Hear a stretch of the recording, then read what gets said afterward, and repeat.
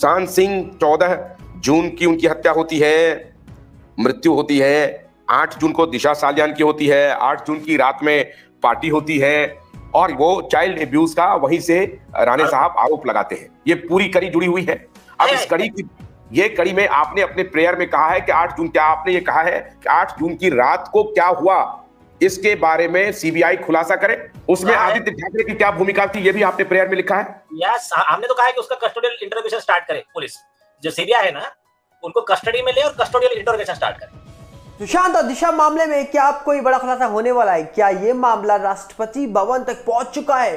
क्या कुछ दिनों के अंदर मामले में बड़ा फैसला आ सकता है? क्योंकि अभी हाल ही में जो पीआईएल की बातें हो रही हैं उसकी सुनवाई की तारीख भी आने वाली है करीब। मामला क्या है आपको बताएंगे डिटेल में, पर सबसे पहले आपसे अपील करेंगे अगर आप इस चैनल पर नए हो तो वीडियो को लाइक करना, वीडियो को शेयर करना, चैनल को सब्सक्राइब करना बिल्कुल मत भूलना। यहाँ पर आपको बता दिया जाए जिस तरीके से सुशांत और दिशा मामले को लेकर सवाल उठाए जा रहे हैं, इस मामले में आने वाले कुछ दिनों के अंदर ही अंदर एक सुनवाई होने वाली है। जिस सुनवाई की जो तारीख है वो 28 नवंबर बताई जा रही है और बोला जा रहा है कि पीआईएल जो दाखिल की गई थी राशिद खान पठान साहब जी के द्वारा, उस पीआईएल को लेकर अब सुनवाई होगी जिसमें नेता का नाम दिया गया और कई सारे सबूत पेश किए गए हैं। ऐसा दावा भी हाल ही में किया गया सिटीजन कोर्ट ऑफ इंडिया के अंदर आए हुए जज साहब के द्वारा। और जब वो खुलासे हुए तब बताया गया कि भैया उस पीआईएल के अंदर बड़े नेता का नाम लिखा गया है, फोन लोकेशन की बात है और यहाँ तक कि कई सारे सबूत पेश किए गए हैं जिसके आधार पर जब सुनवाई होगी तो क्या कोई बड़ा फैसला निकल के आएगा। पहली बात तो सुनवाई में क्या डिले तो नहीं हो जाएगा, क्या खारिज तो नहीं हो जाएगी सुनवाई? अब इसको लेकर भी कोई कुछ कह नहीं सकता, पर उम्मीद है जब भी सुनवाई होगी तो कुछ ना कुछ बड़ा नतीजा निकल के आएगा। क्योंकि सुशांत और दिशा केस के बारे में बहुत सारे लोगों ने अपनी अपनी प्रक्रिया दी, अपनी अपनी बातें रखी सामने, वो भी अलग अलग तरीके से। जहां पर हम बात करें तो इस मामले में 2 बड़े ऑफिसर के ऊपर भी सवाल उठे, जहां पर एक तरफ परमवीर सिंह जो एक कहा जा रहा है कि एक्स कमिश्नर थे और दूसरी तरफ सचिन वाजे जो कि कहा जा रहा है कि एनकाउंटर स्पेशलिस्ट भी माने जाते हैं, उनके ऊपर भी सवाल उठ गया। अब कहीं ना कहीं सवाल जब उठे तो कहा जा रहा है कि बहुत बड़े विटनेस के तौर पर इनका नाम लिया गया सिटीजन कोर्ट ऑफ इंडिया के अंदर जज साहब जो बन के आए थे उनके द्वारा। और जब इनका नाम लिया गया तो क्यों बहुत इंपॉर्टेंट हो जाता है, क्योंकि जब जब सुशांत मामले के बारे में बात उठी है तब तब कहा जा रहा है कि जो कमिश्नर थे उस समय के, उन्होंने ही प्रेस कॉन्फ्रेंस में आके बड़े बड़े बयान दिए थे और आज उनको लेकर ही सवाल उठाए जा रहे हैं। यहाँ तक कि विटनेस को लेकर भी उन्हीं का नाम सामने निकल के आ रहा है।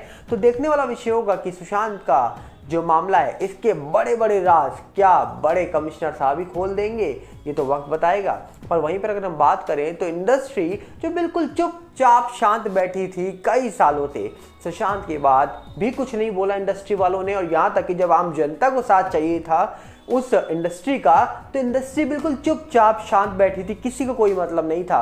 पर जब जनता ने आवाज उठानी शुरू करी तब कई लोग निकल के आए। कई लोगों ने तो ये तक बोल दिया था कि भैया इतनी आवाज मत उठाओ, ज्यादा दिन तक ये आवाज उठाई नहीं जाएगी और ज्यादा दिन तक कोई न्याय मांगता नहीं है। और जबकि ऐसा हुआ नहीं, क्योंकि जिस तरीके से पिछले 3.5 साल से लोगों ने न्याय की मांग करी और लोगों ने न्याय मांगता रहे लोग और न्याय को लेकर लोग चर्चा करते रहे, तो लोगों को समझ आ गया कि भैया ये सुशांत के फैंस हैं, ऐसे मानने वाले नहीं है। और इसीलिए उन सुशांत के फैंस को एसएसआरियन के तौर पर कहा जा रहा है कि सामने रखा जाता है, एसएसआर वॉरियर के तौर पर सामने रखा जाता है। क्योंकि भैया यहाँ अब लोगों को समझ आ चुका है कि भैया सुशांत के फैंस रुकेंगे नहीं चाहे सालों बीत जाए। और अब हाल ही में इलेक्शंस आने वाले हैं, इलेक्शन से पहले क्या कोई बड़ा डिसीजन निकल के आ सकता है इस मामले में? क्योंकि पिछले 3 साल से मिस्टीरियस मामला जो बना हुआ है इसमें लोगों ने लगातार सवाल उठाए हैं और आज भी सवाल उठ रहे हैं।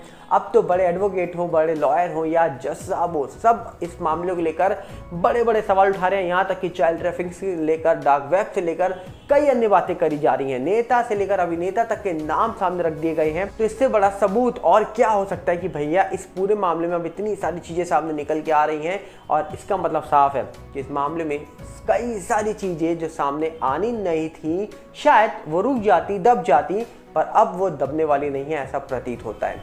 आप क्या कहेंगे इस मामले के बारे में? क्योंकि जिस तरीके से ये मामला चल रहा है लगता तो नहीं है कि इस मामले में कोई भी चीज़ें रुकेंगी या दबेंगी, क्योंकि जब से सिटीजन कोर्ट ऑफ इंडिया के अंदर इस मामले को उठाया गया है तब से ही कहा जा रहा है कि मामले में कई सारी चीज़ें, कई सारी बातें निकल के आ रही हैं, कई सारे लोग सवाल उठा रहे हैं। यहाँ तक कि सुशांत के जो फैंस हैं वो भी सिटीजन कोर्ट ऑफ इंडिया के अंदर आकर सामने इस मामले को लेकर बड़ी बड़ी बातें बोल रहे हैं, बड़े बड़ी कहा जा रहा है कि अपना पक्ष रख रहे हैं, और उनकी बातों में बहुत ही गंभीरता दिखाई देती है। क्यों? आखिरकार क्योंकि जिस तरीके से आवाज़ उठाई जा रही है, जिस तरीके से बातें की जा रही हैं और जिस तरीके से सवाल पर सवाल पूछे जा रहे हैं कि भैया इस मामले में चल क्या रहा है, लगता तो नहीं है भैया कोई भी कसर छोड़ी है सुशांत के फैंस ने।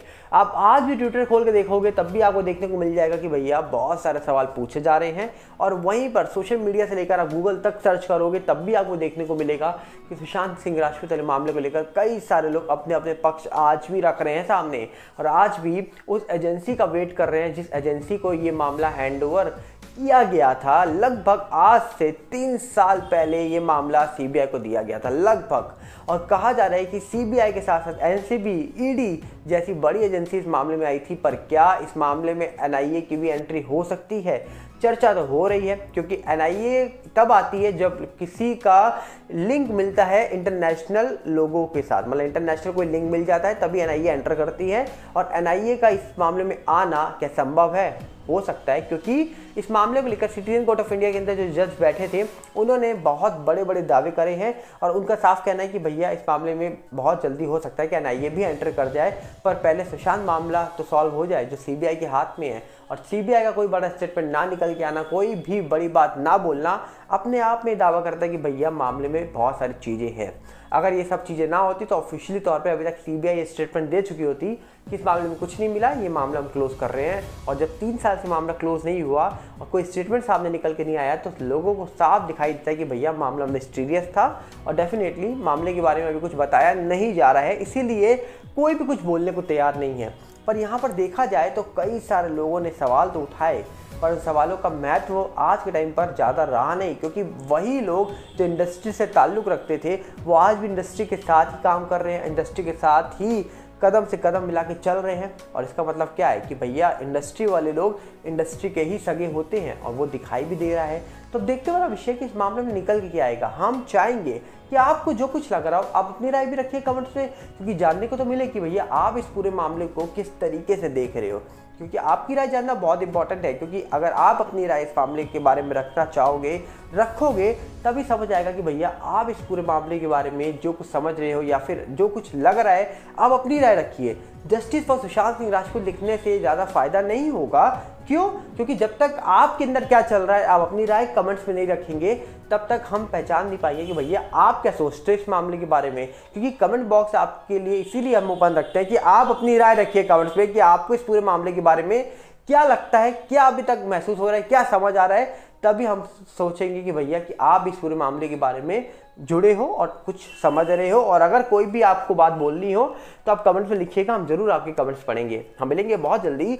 साथ में आपसे अपील करेंगे अगर आप इस चैनल पर नए हो तो वीडियो को लाइक करना, वीडियो को शेयर करना, चैनल को सब्सक्राइब करना बिल्कुल मत भूलना। और साथ में हमारा नया चैनल आ चुका है सागर भल्ला रिव्यू, उसके साथ भी जुड़िएगा। और साथ में हमारा फेसबुक का भी नया चैनल आ चुका है सागर भल्ला, उसके साथ भी जुड़िएगा, जिसका लिंक आपको डिस्क्रिप्शन में मिल जाएगा। मिलते हैं बहुत जल्दी।